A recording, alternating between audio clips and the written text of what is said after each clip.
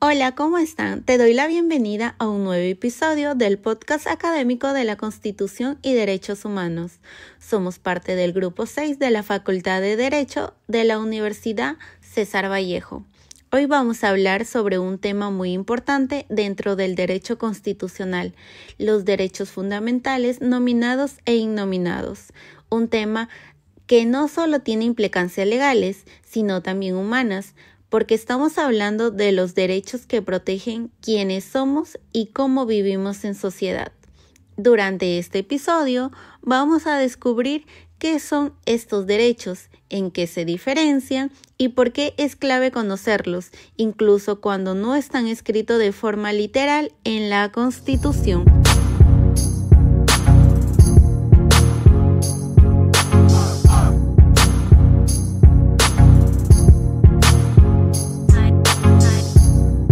Vivimos en un mundo que cambia todo el tiempo. Surgen nuevas necesidades, avances tecnológicos, retos sociales y en medio de todo eso hay algo que nunca debe perderse: la protección de los principios que garantizan nuestra dignidad como personas.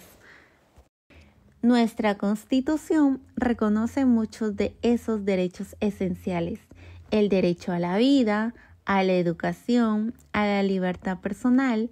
Todos ellos están escritos claramente y por eso se llaman derechos nominados. Pero también hay derechos que, aunque no aparecen mencionados con todas sus letras, existen. Son los llamados derechos innominados. ¿Cómo lo identificamos? Porque nacen del mismo espíritu de la Constitución y de principios como la dignidad humana o los tratados internacionales de derechos humanos. Un ejemplo claro es el derecho a la identidad de género o el acceso a condiciones mínimas para una vida digna.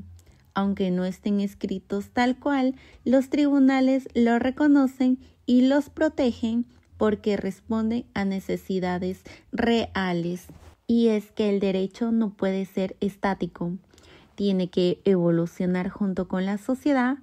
Por eso, como estudiantes de derecho, debemos aprender a leer más allá del texto y entender cómo se adapta para proteger a todas las personas, incluso cuando los derechos no están escritos de forma explícita.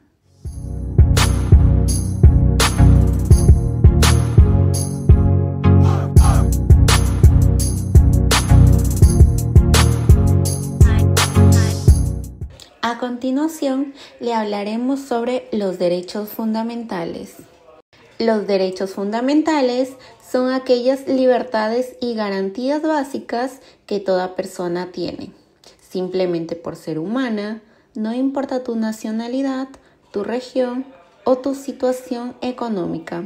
Estos derechos son universales, no se pueden vender, no se pueden renunciar y tampoco se pierden con el tiempo. Filosóficamente se basan en la dignidad humana, ese valor que tenemos por poder pensar, decidir y vivir con libertad. Legalmente, estos derechos están reconocidos en las constituciones y en tratados internacionales. Son normas de máximo nivel y todos los poderes del Estado están obligados a respetarlos y hacerlos cumplir. En resumen, los derechos fundamentales no son solo palabras bonitas escritas en un papel, son el reflejo legal del valor que cada ser humano tiene, son nuestra defensa frente a abusos y la base de cualquier vida digna y libre.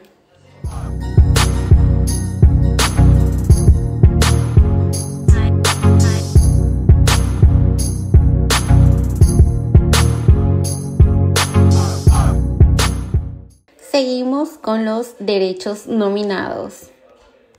Los derechos nominados están escritos de forma explícita en la Constitución, están nombrados uno por uno y eso les da un reconocimiento fuerte por parte del Estado.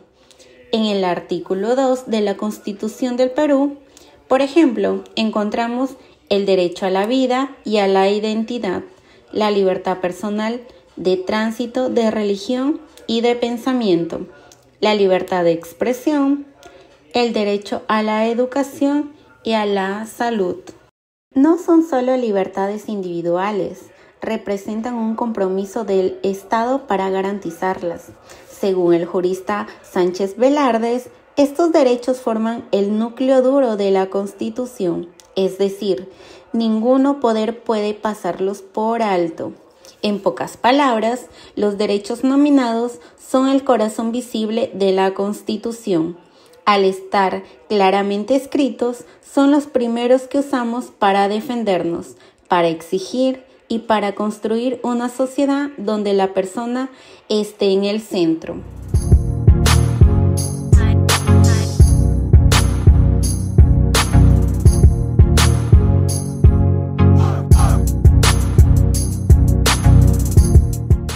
Ahora hablemos de los derechos innominados. No están escritos palabra por palabra en la Constitución, pero tienen la misma fuerza legal. El artículo 3 de nuestra Constitución dice que la lista de derechos no es cerrada. Eso permite incluir otros que se derivan de la dignidad humana o el modelo democrático que seguimos. También el derecho internacional respalda esto. La Corte Interamericana ha dicho que los tratados de derechos humanos deben interpretarse de forma progresiva, es decir, deben evolucionar junto a la sociedad. Así surgen derechos como el acceso a Internet, la protección de datos personales o a la identidad de género. El derecho no puede quedarse estancado gracias a la interpretación evolutiva. Hoy se reconocen realidades nuevas que antes no estaban escritas, pero que merecen protección.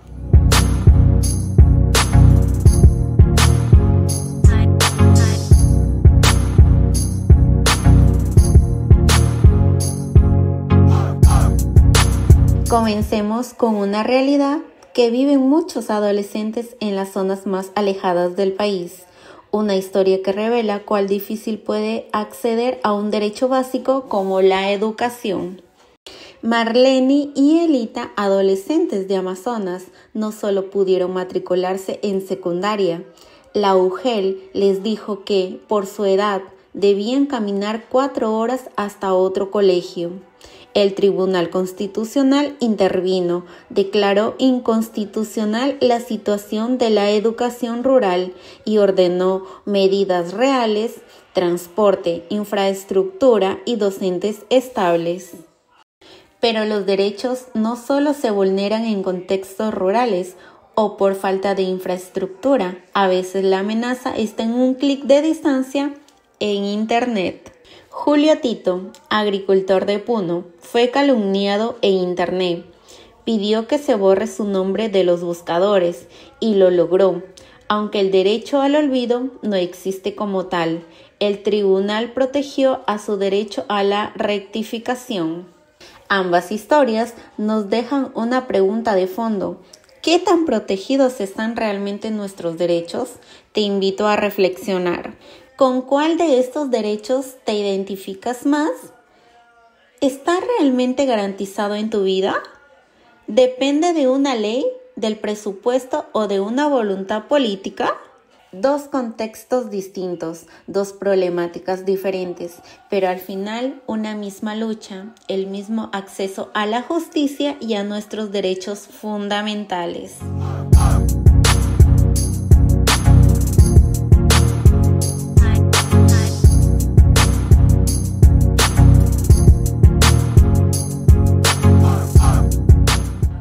Llegamos al punto clave. ¿Qué nos deja todo esto? 3 ideas que sostienen cualquier democracia. Primero, los derechos fundamentales no son un lujo ni un adorno jurídico, son el cimiento que sostiene nuestra convivencia. Segundo, no todo derecho está detallado en un código, sin embargo, cada uno, escrito o no, merece protección y respeto. Y tercero, la ley cobra vida cuando alguien la interpreta con valentía. Los jueces son la puerta que vuelve los derechos hechos.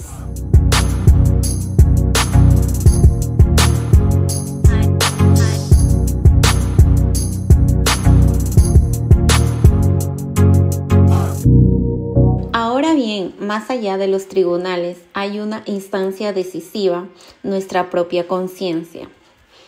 Muchos derechos que hoy consideramos normales antes no existían. El derecho cambia, se adapta y por eso debemos mantenernos informados, críticos y comprometidos. Pregúntate, ¿qué derecho sientes más tuyo?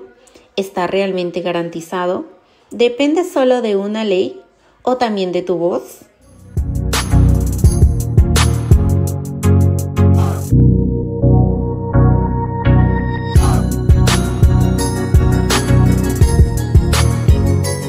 La teoría inspira, pero la acción transforma, así que te invito a dar el siguiente paso. Comparte este episodio, multiplica la conversación, apoya las causas que amplían nuestro catálogo de derechos. Habla con tu comunidad, los derechos se fortalecen cuando los nombramos. Sigue y respalda a quienes dedican su vida a defendernos. Infórmate, exige y participa. Gracias por acompañarme en este episodio. Que este espacio sea un recordatorio. Los derechos no se conceden, se definen. No se heredan, se conquistan y sobre todo, se viven. Nos encontramos en el próximo capítulo. Hasta entonces, y que la libertad nunca sea insuficiente.